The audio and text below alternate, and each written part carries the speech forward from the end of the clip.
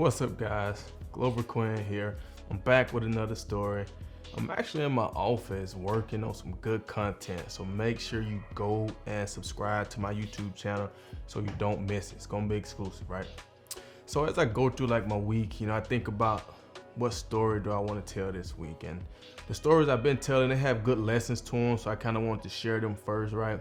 But at some point, the stories will turn into more like different experiences I've had. I'm also going to try to add some cool stories from some of my friends. So it's kind of like a work in progress, man, but we're gonna get there, right? We're gonna get there. Y'all just stick with me. All right, so the story this week, it's a pretty good one, so let's jump right into it, man. I don't want to keep you waiting. So coming out of college, I played corner, right? But I was labeled a tweener. That means you're not a true corner, but you're not a true safety either. You're just kind of like a tweener, right? So the Texans drafted me in the 4th round of the 2009 draft. They didn't draft me really to be like an outside corner. They liked my physicality in college, and they figured like I could project to play the nickel position, right? So we show up for OTAs, right? And they had me first on the depth chart as a nickel and second on the depth chart as an outside corner, right? So throughout college, I had never played on the inside at all, right? So that first practice on the inside, I tell you, I was off. Like I was running around like a chicken with my head cut off with the ones. Like it was moving so fast, like, man, it was brutal, right? So we go through OTAs, I'm getting better, still wasn't great, right? But what was surprising to him was like I was balling out on like the outside. I caught 5 picks in OTAs. Like I caught 3 picks in like the first 3 days, right? So that kind of opened up the coach's eyes that like maybe he could play. So we finished up OTAs and we came back for training camp. Like I'm a lot more comfortable on the inside, but then we put the pads on. So like now I can show like the physicality to my game, which is why they drafted me in the first place, right? So had a good training camp. Come out of training camp, I'm the starting nickel, but I'm actually like the 4th corner, right? Honestly, I couldn't really cover. Like I was smart, I had good ball skills, I could tackle, I was physical, but I just wasn't a great man-to-man cover guy, right?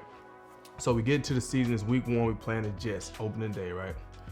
And let me just say this right here. I played kind of how I had been practicing, right? I was good against the run and like tackling, but I just struggled in coverage. And I remember I played 17 plays that game and we lost, right? Next week, we playing the Tennessee Titans. It was kind of the same type of game. Only thing was I played 16 plays this game and we won, right? So week 3, we played the Jacksonville Jaguars, and not only played 9 plays that game, right? They didn't run a lot of 3 wide sets or whatever, so, and when they did, it was like 3rd down, so they would put in like the cover nickel. But wasn't a great game for our defense, and we lost again, right? So I remember our DB coach coming in the meeting room on Wednesday morning and straight like benching one of the starting corners, right? Just benched him, right? And then they had paid this other corner to be the starter, but he hurt his leg in training camp and he had been out, but he was supposed to be coming back that week. So the coach told him, hey, if you can walk, you starting.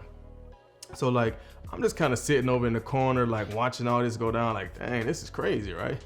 But like, I was just a nickel, I was a special team, I was a rookie. So I'm like, all right, I'm just gonna stay out of it. Like, I'm hoping that I'm good, right? So we go to practice on Wednesday and we doing like ball drills and like warm-ups, right? And the corner that he had told her that if you can walk, you starting, guess what? Breaks his pinky, right? Try to catch a ball. His pinky, the bone literally popped out of the skin, right? So he had to go to the doctor immediately to get that fixed, right? So at this point, I wasn't even in the corner rotation, right? So all I was doing was starting at the nickel, but I was doing scout team every day against like Dre and them as a corner, right? So I can remember being at practice wondering how it was going to play out with the starting defense, right? Because they had benched one of the guys, and then the guy that was the 3rd guy, he had kind of got benched too because he really wasn't having a good start to the season, right? So the other guy just got hurt, but like I wasn't going out there. I'm just going to play my role, right? So we get through that practice, come in on Thursday morning.